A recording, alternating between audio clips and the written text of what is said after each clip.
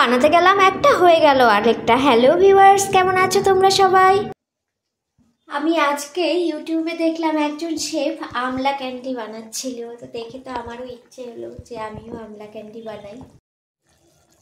আমি ইউটিউব দেখে যতবারই যা কিছু বানিয়েছি ততবারই মানে ঠিক একদম পারফেক্টলি ওই রকম হয়নি, কখনোই হয় না। কিন্তু যেটা বানায়, যেটা আউটকাম যেটা হয়, সেটা খেতে কিন্তু খুব ভালো হয়। তাই আজকে আমিও সাহস করে দেখছি আমলা ক্যান্ডিটা আমি বানাতে পারি কি না। তো তার জন্য সবার প্রথমে হচ্ছে এই আমলকিটা আমি সবার প্রথমে একটু সেদ্ধ করে নিচ্ছি। ওই যে আমি বললাম না, যতই আমি রেসিপি দেখি কিন্তু পারফেক্টলি একদম ওই রকম হয় না।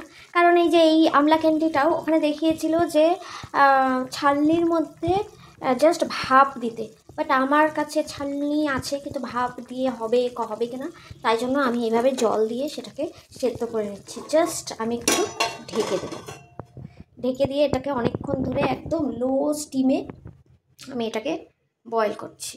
আমার না মাঝে মাঝে প্রচুর কিছু রান্না বান্না করতে ইচ্ছা করে, যেরকম আজকে আমার মনে হচ্ছে আমি একেবারে রান্না করে উল্টাই দিই, কিন্তু সেটা তো সম্ভব নয়। অনেক কিছু রান্না করতে নিলে আমার মাথার মধ্যে বাজ পড়বে, তো তাই জন্য আমি একটা কিছু চুজ করি যেটা দিয়ে আমি আমার ক্রিয়েটিভিটি, আমার রান্নার যে আর্ট, আমি যে রান্না করতে পারি সেটা যেন আমি দেখাতে পারি। এখন এটা সেদ্ধ হওয়া অবধি আমাকে এইভাবেই বক বক করতে হবে, আর বক বকটাকে কন্টিনিউয়াস করে যেতে হবে, যাতে এটাকে সেদ্ধ হওয়া অবধি আমি ওয়েট করতে পারি। তো আজকে তো আমার অনেক কাজ আছে। কি বললো,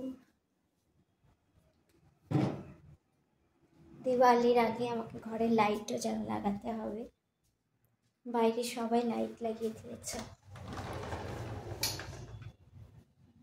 আমলাগুলোকে ততক্ষণ সেদ্ধ করতে হবে যতক্ষণ না যে এইভাবে নিজে থেকেই আমলকিগুলো ছাড়িয়ে আসে। দেখো এগুলো কতগুলো নিজের থেকেই ছাড়িয়ে আসছে, এইভাবেই এতটা পরিমাণে সেদ্ধ করতে হবে যাতে ম্যাশ করা যায় খুব সহজে।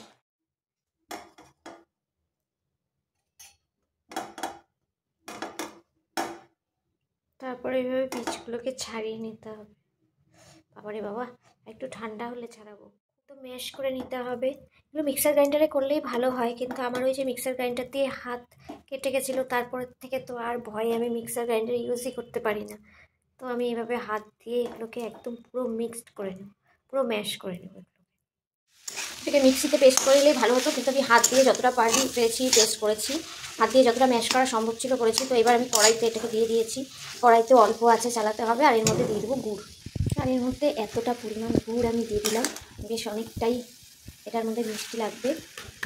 চিনি দিয়ে করলে চিনি দিয়ে করতে পারো, তো চিনি ছাড়া মিশ্রি যদি ইউজ করতে পারো, মিশ্রি যদি দিতে চাও মিশ্রিও দিতে পারো। তো গুড় দিলে 18 ভাগটা বেশি হবে, বেশি আঠালো হবে, তো তাই জন্য। আর এটার মধ্যে কিন্তু কোনো রকম জল ইউজ করা যাবে না। তো এইভাবে করে আমি পুরোটা এটাকে এখন করতে থাকবো।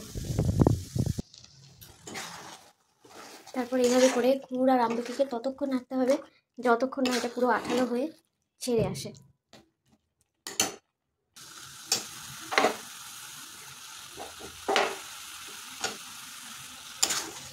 এখন অনেকটা আঠালো হয়ে এসেছে, এবার কড়াই থেকেও মোটামুটি ছেড়ে আসছে। যে কড়াই থেকে একটু কড়াইয়ের গায়ে আর লেগে যাচ্ছে না, কড়াই থেকে মোটামুটি ছেড়ে আসছে।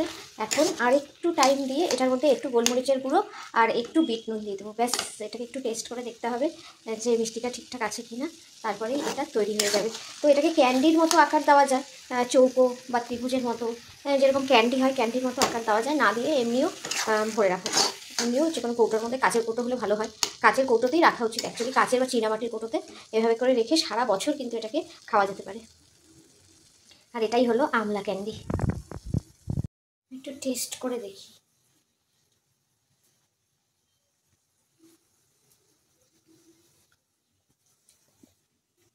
এর মধ্যে এখনও একটু লবণ দিতে হবে, এর মধ্যে লবণ লাগবে।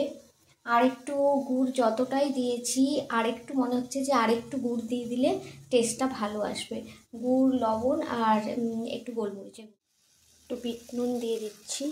একটু গন্ডগোল হলেও জিনিসটা কিন্তু খুবই ভালো তৈরি হয়েছে, আর সারা বছর স্টোর করে রাখা যাবে, এটাই হলো খুব ভালো ব্যাপার।